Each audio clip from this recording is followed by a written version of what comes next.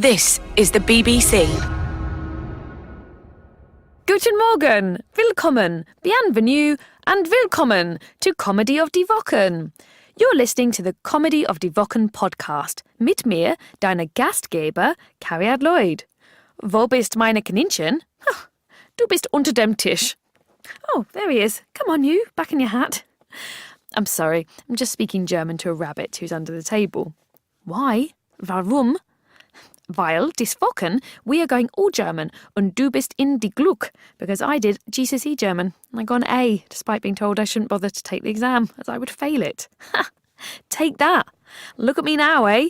Using meine Deutsch like never before. Du bist proud mit mir jetzt? Huh?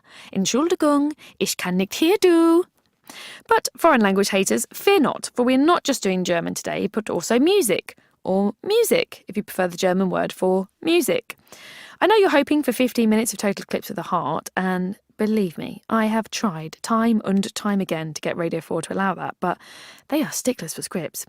It is something way more exciting than that. It's Wagner. Yep, 15 minutes on Wagner. But wait, don't be scared. I know some of you aren't scared, some of you are excited, but for the people who that word scares, stay, relax, because it is a comedy show about Wagner, and it's written by the wonderful and brilliant Kieran Hodgson. Kieran has been nominated twice for the Edinburgh Comedy Award for Best Show and is a very super comedian and writer. So sit back, put on your winged helmet, start plaiting your hair and prepare yourself for Kieran Hodgson's Earworms, the Wagner edition. I just want to say I'm so sorry for anyone who doesn't get to hear this miraculous episode of Earworms. For tonight, massaging our lobes with his delicately oiled fingers of sound, it's Wagner. My name is Ralph Lewis. I've rescued millions from classical ignorance with schemes such as Mozart's Mowing Masterclass and How Clean Is Your Strauss? But while I was busy saving Britain, I forgot to save my friend. Hello, I'm Paul. I've never liked classical music and Ralph has never been able to leave me alone to get on with my life. I'm convinced that with my expert coaching, even wee Paul here can learn to appreciate the wonders of classical music, thereby becoming a far more worthwhile human being.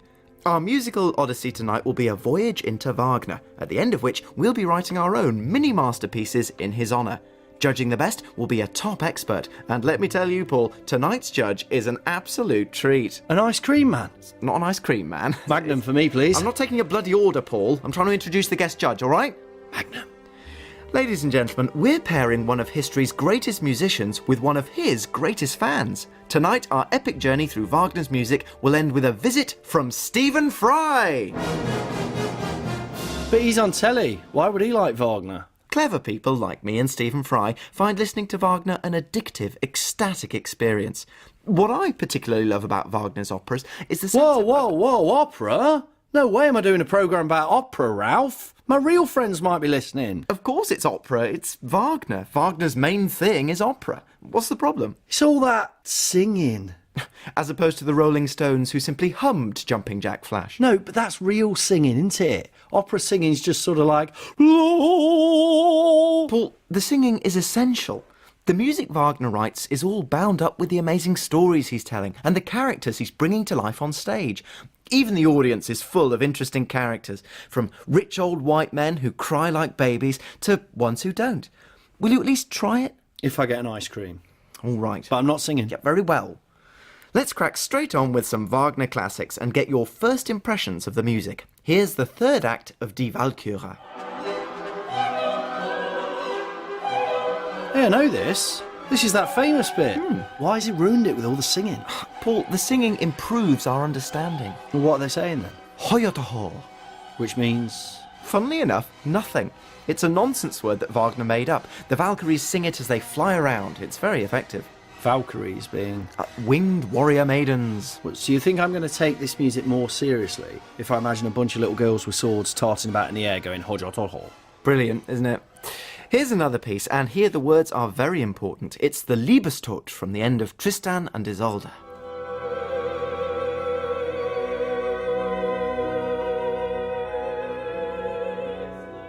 What's she saying then?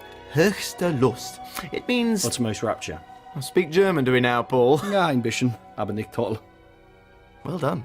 So what's brought uttermost rapture on? It's the blissful final line of the opera where she's finally together with her dead lover. So she's a necrophiliac. Brilliant. Right, introduction over. Time to break ground on our own compositions. We want to impress our special guest, Stephen Fry. Any opera needs a story, and Wagner, as we've seen, has a penchant for myths and legends. Ideas, Paul?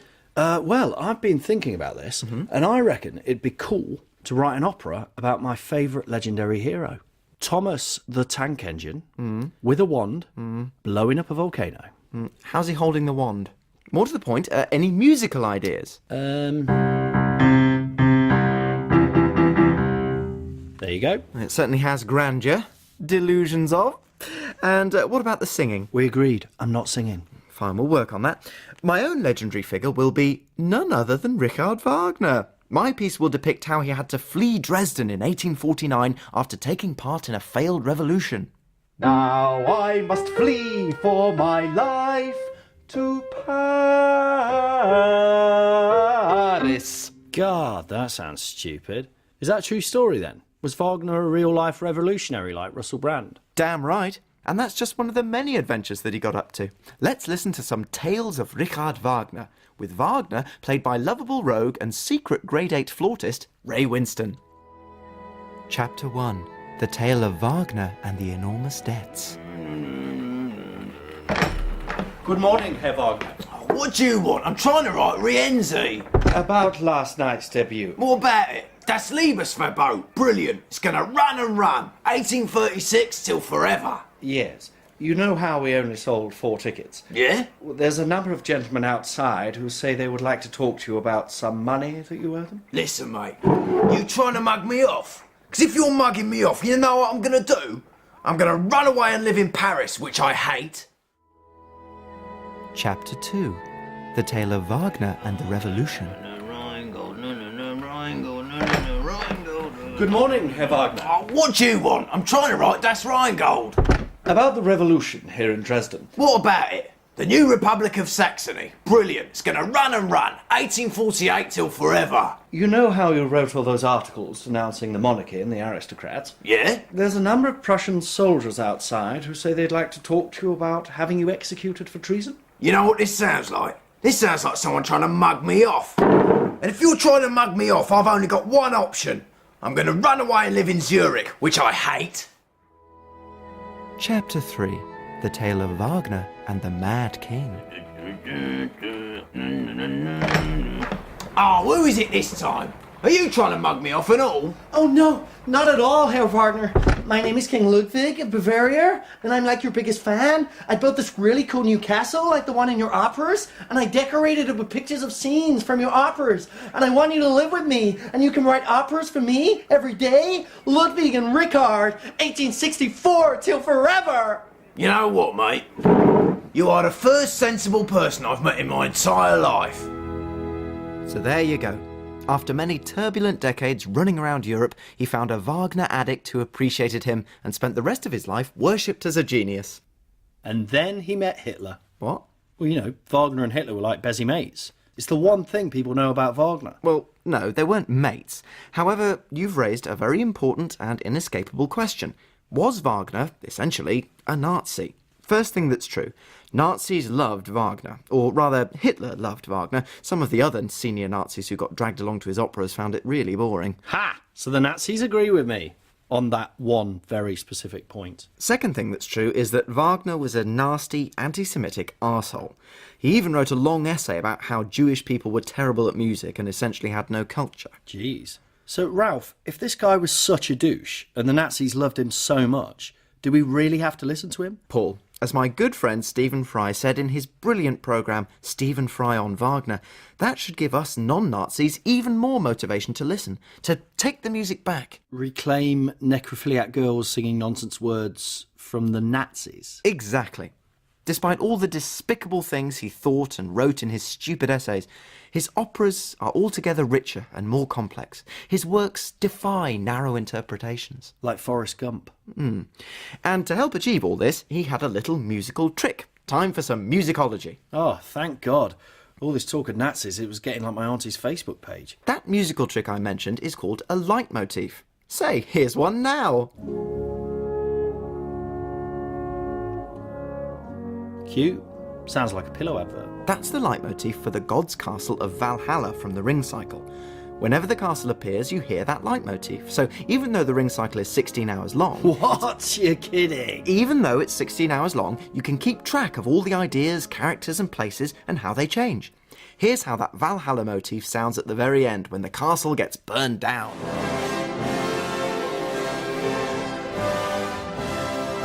Thanks for the spoiler alert. You just gave away the ending. There's no point seeing it now. Very funny, Paul. Everyone knows the story. Why on earth would you assume that?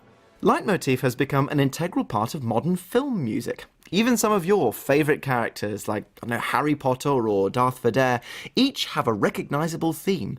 In our compositions, I think we should show how those motifs we wrote earlier on change as the operatic stories develop. Oh, okay. So once Thomas the Tank Engine has blown up the volcano, he actually feels quite sad about it because the Fat Controller got hit by a lava bomb. You've made a brave choice and good luck with it, mate. Now, let's gotta move on as Stephen Fry will be here any minute. If you want a hand with the lyrics, just give me a shout. Ralph, how many times? It's there in the contract. No nudity, no singing. Such a shame.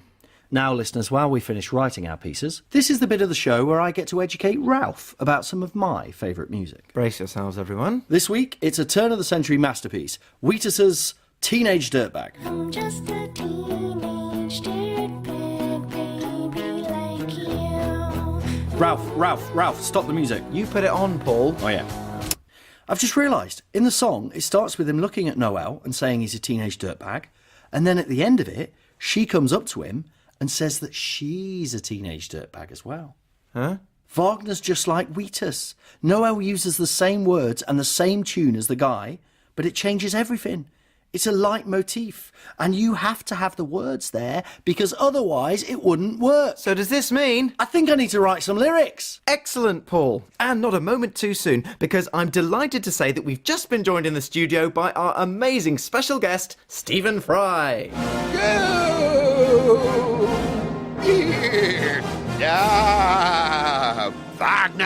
Wagner.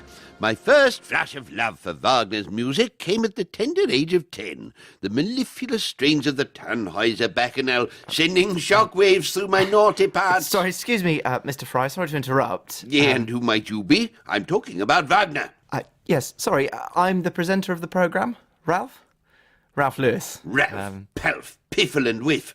They said it was a programme about Wagner. I assumed I was presenting it.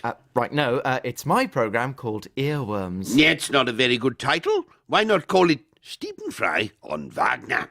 We'll bear that in mind. So, why am I here? Well, Paul and I have each composed our own pieces inspired by Wagner, and we'd like you to pick the best. So this is the first piece.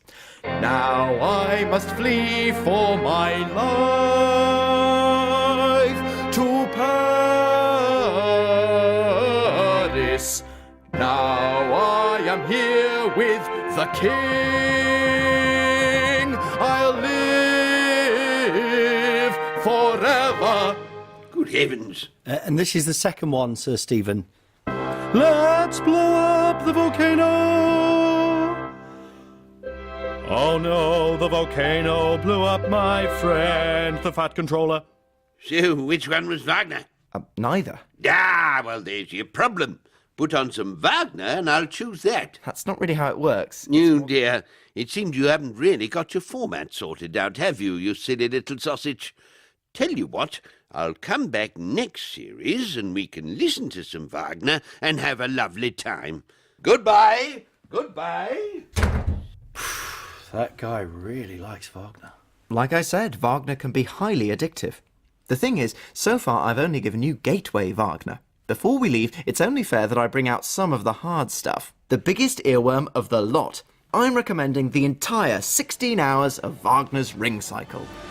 With singing? With singing. You're insane. 4 days, 4 operas, gods and dragons, love and betrayal, philosophy, death and redemption. At the end of the final opera, there's this bit with the maddest stage directions ever. An enormous fire burns Valhalla to the ground. Spoiler alert. And then the Rhine floods the whole stage, somehow, and washes away the ruins. You hear all the leitmotifs from the last 16 hours combining in this glorious, ambiguous conclusion. By the time you get there, everyone's in a sort of trance. Probably just knackered. Yes, it's long and ridiculous, and yes, Paul, sometimes the singing is perhaps a little shrill. Thank you. But it's also incredible. Paul, as we reach the end of the Ring and the end of our classical music journey today, I have to ask, do you think you can find a place in your heart for Mr. Wagner? You know what, Ralph? Yeah?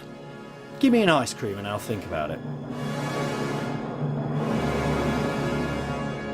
Kieran Hodgson's Earworms was written and performed by Kieran Hodgson, with Colin, Hoult and Harry Enfield. The producer was Sam Ward, and it was a BBC Studios production. That was Kieran Hodgson's Earworms, Wagner. And if BBC Radio 3 are listening, I don't see why a light opera about Thomas the Tank Engine isn't a viable idea.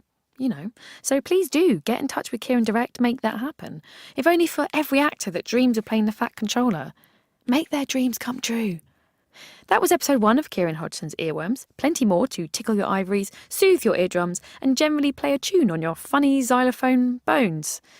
That one doesn't really work. Just head to iPlayer Radio. I'll be back next time with more Comedy of die Wochen, or Le Comédie du Semaine, Comedy after Uge, Comedy after Week. Wow, comedy is the same in every language, literally. Guys, we all just learnt something about who we are and who we can be right here on Comedy of the Week. Or should that be Humans of the Week? I'm just going to ask my producer, we can change the... No, she's shaking her head. She doesn't look very happy. Okay. So I'll be back next week with the best darn comedy of Radio 4's week. Until then, subscribe, tell your friends, #tag Comedy of die Wochen, rate, review, buy some flowers for yourself, because you deserve it. Just be nice to yourself. Be your own best friend. If you can't love yourself, you know the rest. I've been Carrie Lloyd, and I'll see you next week. Bye.